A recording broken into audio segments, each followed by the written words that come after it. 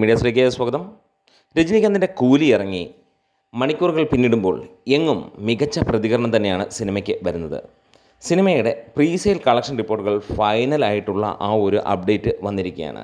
World വൈഡായിട്ട് cinema നേടിയിരിക്കുന്നത് 183 കോടിക്ക് മുകളിലാണ്. ചാനൽ ഒന്ന് സബ്സ്ക്രൈബ് ചെയ്യുന്ന കാര്യം ഇടയ്ക്ക് ഓർമ്മിപ്പിക്കുന്നു. നിങ്ങളുടെ കട്ട സപ്പോർട്ടുണ്ടെങ്കിൽ എത്രയും പെട്ടെന്ന് നമ്മൾ 60,000 സബ്സ്ക്രൈബേഴ്സിലേക്ക് എത്തുന്നതായിരിക്കും.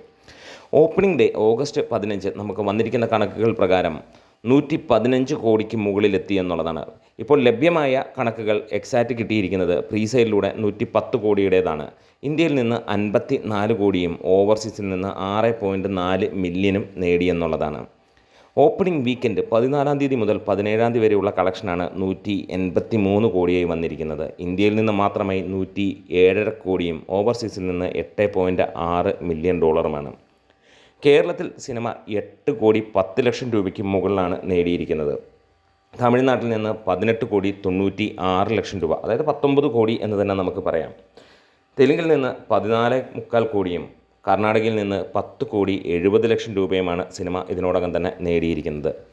രജനീകാന്തിൻ്റെ മികച്ച പെർഫോമൻസ് മാത്രമല്ല ഈ ഒരു സിനിമയെ മുന്നോട്ട് കൊണ്ടുപോകുന്നത്. സമീപകാലത്ത് ഒന്നും രജനിയെ ഇത്രയും യൂട്ടിലൈസ് ചെയ്ത സിനിമ ഇല്ല എന്നുള്ളത് തന്നെയാണ് ഏറെയും ആളുകൾ പറയുന്നത്. നാഗാർജുന, സൗബിൻ തുടങ്ങിയവരെല്ലാം തന്നെ ആർമാദിച്ചിട്ടുണ്ട് ഈ ഒരു സിനിമയിൽ എന്നുള്ളത് തന്നെയാണ് റിപ്പോർട്ടുകൾ സൂചിപ്പിക്കുന്നത്. എന്താണെങ്കിലും ആദ്യ ദിനത്തെ കളക്ഷൻ റിപ്പോർട്ട് എത്തുമ്പോൾ നമുക്കൊരു കാര്യം പ്രതീക്ഷിക്കാം. ആദ്യ ദിനം സിനിമ 200 കോടി ടച്ച് ചെയ്യുമോ എന്നുള്ള ചോദ്യമാണ്. തീർച്ചയായും 150 കോടി കവർ ചെയ്യുമെന്നുള്ളതിന് യാതൊരു സംശയവുമില്ല.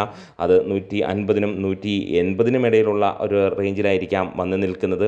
ഒരുപക്ഷെ 200-ൽ ടച്ച് ചെയ്താലും അത്ഭുതപ്പെടാനൊന്നുമില്ല. നമ്മുടെ വീഡിയോസ് ഇഷ്ടമെങ്കിലും സപ്പോർട്ട് ചെയ്ത് തരണം. Great medias.